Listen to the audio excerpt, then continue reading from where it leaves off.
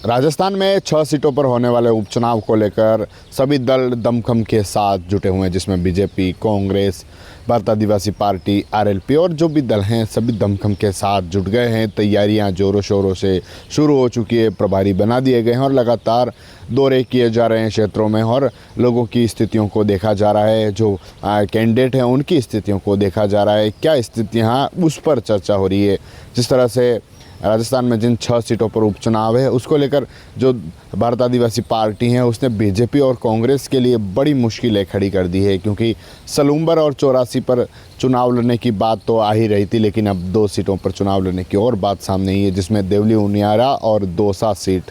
उस पर अगर भारत आदिवासी पार्टी चुनाव लड़ती है तो फिर बीजेपी और कांग्रेस के लिए भी वहाँ भी मुश्किलें खड़ी हो जाएगी। एक तरफ जो बीजेपी के विरोधी वोट थे, जो बीजेपी के विरोध में थे, वह वोट कांग्रेस और भारत आदिवासी पार्टी को जाते हैं, तो वहाँ पर कांग्रेस को साफ तौर पर नुकसान होगा। दूसरी तरफ ऐसे वोट जो भाजपा और उसके थे वह साफ तौर पर उसमें कहीं न कहीं नुकसान झेलना पड़ सकता है। इस कारण भारत आदिवासी पार्टी ने भी एक तरफ से ऐलान किया है कि अब 2 नहीं 4 सीटों पर चुनाव लड़ने जा रही है, जिसमें सलूम्बर और 84 सीट तो है ही, लेकिन पास ही जो सीट है देवली उनियारा और दौसा, वहाँ पर भी चुनाव लड़ेंगे।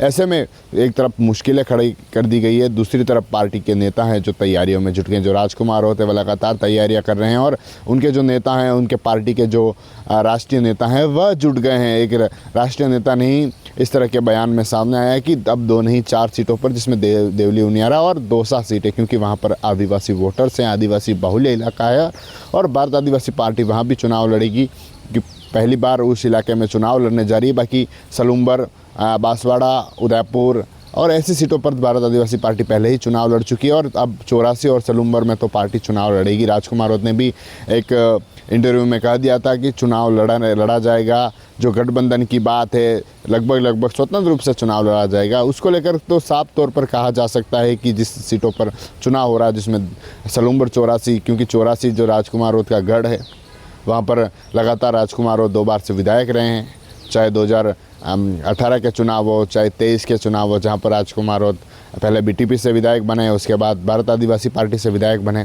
और अब सांसद बन गए। वह सीट खाली और उनका गढ़ माना जाता है, क्योंकि जब 2023 के 84 में चुनाव हुए तो राजस्थान में सबसे दूसरे अधिक नंबर से जीतने वाले, यानी 70,000 वोटों से जीतने वाले राजकुमार रौत, जिन्होंने उस वागड़ इलाके में डंका बजा दिया और अब भी वह कह रहे हैं कि 84 की जनता उनके साथ है। दूसरी तरफ सलूम्बर, जहाँ पर भी वही स्थितियाँ, जो पहली बार कैंडिडेट चुनाव लड़ा और 50,000 वोट लाया, यानी बीजेपी कांग्रेस के लिए मुश्किल है। अब दौसा और देवली उनियारा में भी भारत आदिवासी पार्टी अगर चुनाव लड़ती है, क्योंकि ऐलान हो चुका है, जो पार्टी के नेता हैं वह कह चुके हैं कि चुनाव 4 सीटों पर लड़ने जा रही है, तो कहीं न कहीं अब बीजेपी कांग्रेस के लिए मुश्किल होगी। एक तरफ गठबंधन तो दूसरी तरफ कहीं गठबंधन होता दिखाई नहीं देता है। TV9 के लिए राजेश डांगी।